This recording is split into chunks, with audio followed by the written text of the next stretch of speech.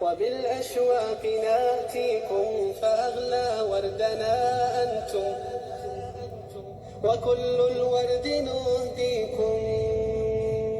أحييكم أحييكم وبالأشواق ناتيكم فأغلى وردنا أنتم وكل الورد نهديكم.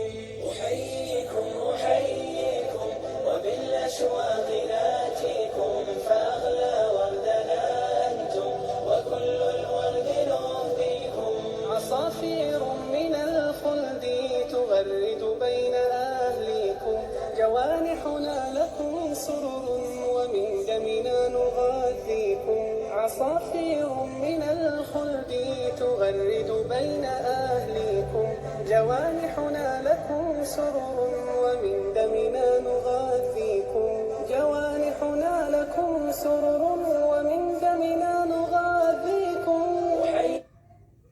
السلام عليكم ورحمة الله وبركاته.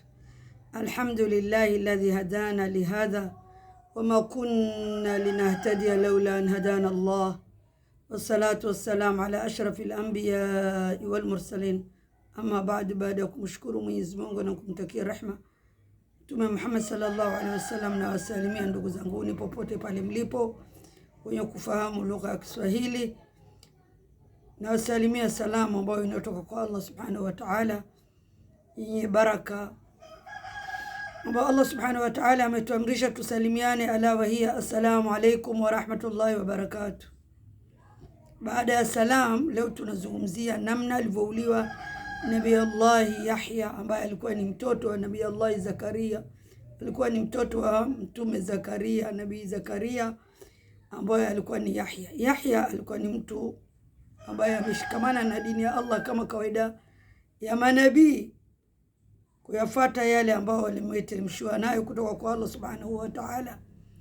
Nabii Allah Zakaria mtoto wake ambaye alikuwa Nabii Yahya, kulikuwa na mfalme kama kawaida yao na Israeli, yani kukiwa na mtume kuna mfalme.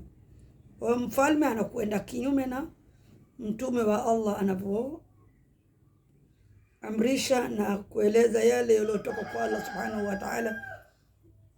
Siku yule mfalme alipendana na mtoto wa dada wa kaka yake.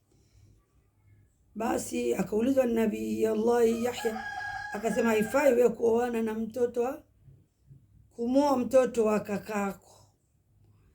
Nabii Allah Yahya alivyosema hivyo, yule nani kachukia mame mtu, akamuuliza mtoto wake, je, vipi harusi yenu? Akasema harusi yangu, maana huyo mfalme alikuwa tajiri. Amekataa Nabii Yahya, kila anavyoambiwa utufanyie mpango ya kutuulizia kwa Allah ili tupate kuoana, anasema haifai. Sasa Nabii Allah Yahya alipokataa, na yule mama akaeleza, yule mama akamwambiaje mtoto wake, mwambie kama wanipenda,